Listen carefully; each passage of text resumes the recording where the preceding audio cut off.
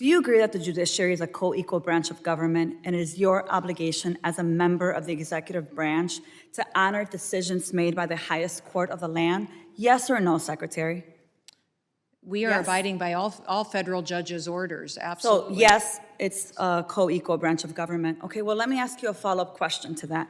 Do you agree that Congress is a co-equal branch of government, and it is your obligation as a member of the executive branch to honor legislation and appropriations duly authorized by Congress? Yes or no? Yes, that's why Thank I'm you. thrilled to work Well, for let the me ask you the president that is follow-up question enforcing here, the because I laws. have a lot of them. Do you agree that Article 1 of the Constitution gives Congress the power of the purse? Yes or no?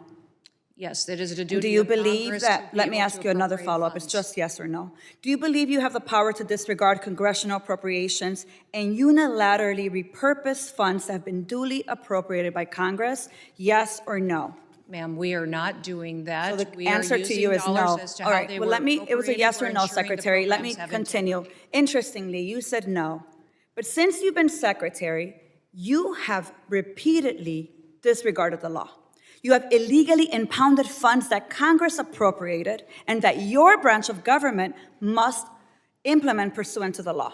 Yet you've closed offices established in law, including the Office for Civil Rights and Civil Liberties, the Office of the Immigration Detention Ombudsman, the Office of the Citizenship and Immigration Services, and you've canceled contracts for programs authorized in law, including shelter and service programs and citizenship and integration grants. You've obstructed and roughed up members of this committee as they attempted to conduct congressional oversight, and then you vilified them. But my question is, if they were so bad, why were they allowed to go in after to conduct oversight?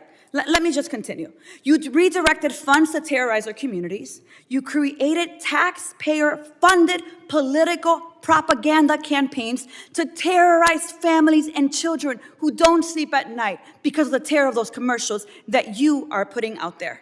You hold sick, disrespectful press conferences in my state where, let me be clear, you are not welcome. You corruptly used emergency authority to avoid procurement to make Trump's private prison donors richer by directing $45 billion for them to expand ICE detention centers. You defunded work to address real threats to the Homeland, all while you pursued college newspaper editors, labor leaders, and even a Harvard scientist who failed to declare frog embryos at the airport. Clearly, we don't have time for all my questions, so I have 13 pages worth of questions that I will be submitting to the record that I expect you and the administration to answer.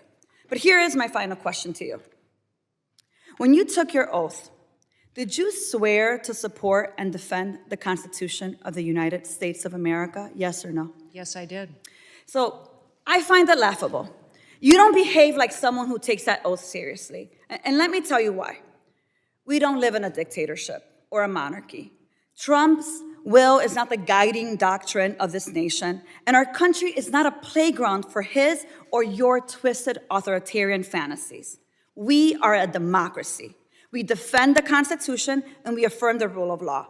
We respect the co-equal branches of government and we uphold our rights, even when we disagree. The foundation of our nation is based on a core set of constitutional rights upon which our prosperity, our pluralism, and our peace depend on it. You, however, have been leading this work for 116 days, and in that time, you have profiled and dehumanized our neighbors. You've betrayed our constitutional commitment to due process. You've deported United States citizens. You've undermined the courts. You've broken the law. You've engaged in corruption, and you've weaponized the immigration system to violate civil rights.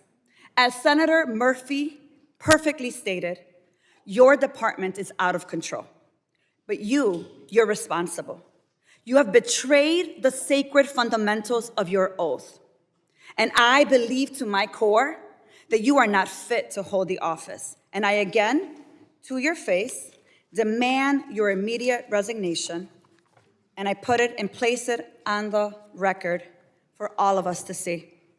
With that, Chairman, I yield back.